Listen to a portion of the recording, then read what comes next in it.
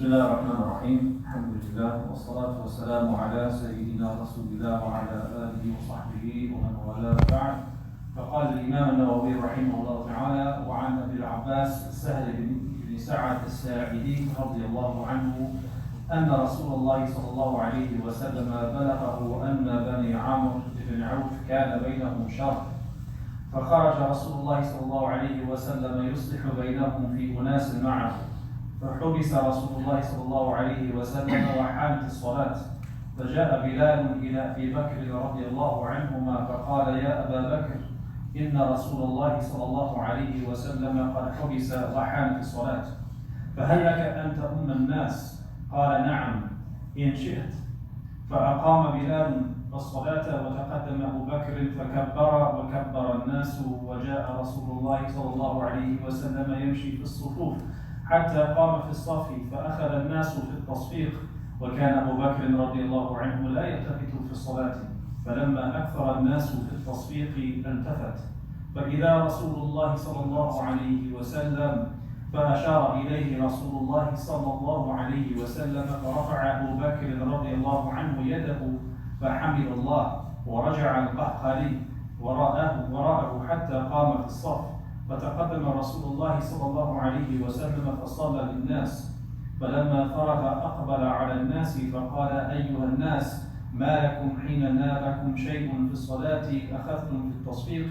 إنما التصفيق للنساء، من نابه شيء في صلاته فليقل سبحان الله، فإنه لا يسمعه أحد حين يقول سبحان الله إلا التفت. يا أبا بكر، ما منعك أن تصلي بالناس حين أشرت إليك؟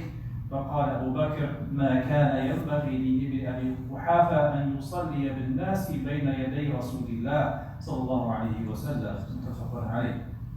This is the final hadith in the chapter on making peace between believers, hadith number 251, and this one comes from Abu al-Abbas Sahal ibn Sa'd al-Sa'idi radiyallahu anhu. And here he relates, as it is translated here, that some news reached the Messenger of Allah sallallahu alayhi wa sallam that the tribe of Amr ibn Auf were involved in a dispute.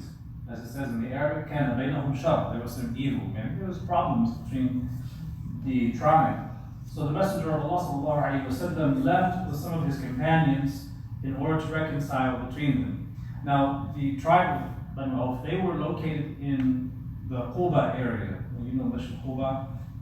Masjid Quba area is where they were located. So this means that Rasulullah sallallahu alayhi wa sallam left the confines of Medina proper to another city, to the outskirts, outside of the city, to make peace between them. So he says here that the Messenger of Allah sallallahu alayhi wa sallam was delayed, and it was the time of prayer. Meaning, he was making peace between the tribes so long that he was delayed even as the time of prayer came in. So Bilal came to Abu Bakr and said, Ya Abu Bakr, the Messenger of Allah sallallahu alayhi wa sallam has been delayed and it's the time of salat. Will you lead the people in prayer? He said, yes, if you like. Bilal gave the iqamah, and Abu Bakr stepped forward and uttered the takbir, with the people doing the same behind him. The Messenger of Allah sallallahu alayhi wa sallam then arrived, walked through the rows, and stood in the first row. The people began clapping, and this was in order to draw attention to Abu Bakr radiallahu anhu. But Abu Bakr, he says, wasn't in the habit of looking around in his prayer.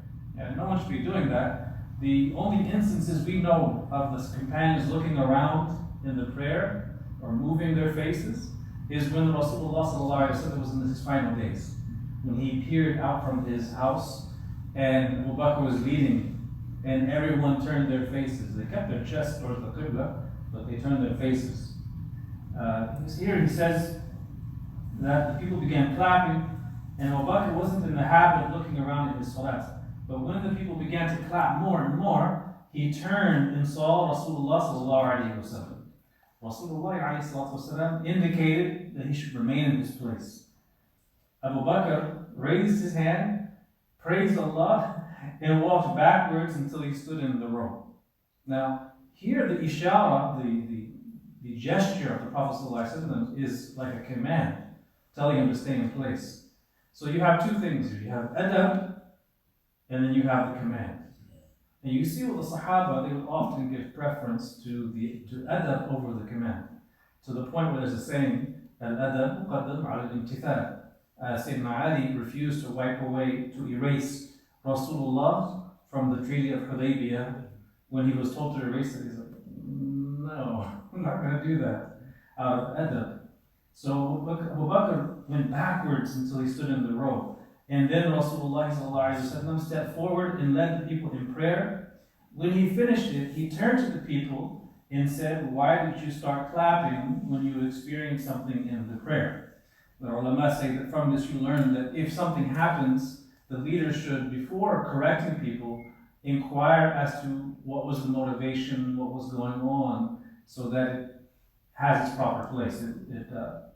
Instead of chastising them in the beginning. He says, clapping is for women. Now some people have taken this and they've applied it to outside of prayer, and they said, no, men can't clap outside of prayer. That's not the case.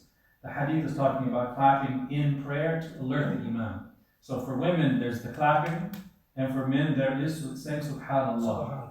Though it's permissible to clap or to make this sound or gesture to alert the imam, but there's this difference between men and women in that regard. Outside of salat, you can clap.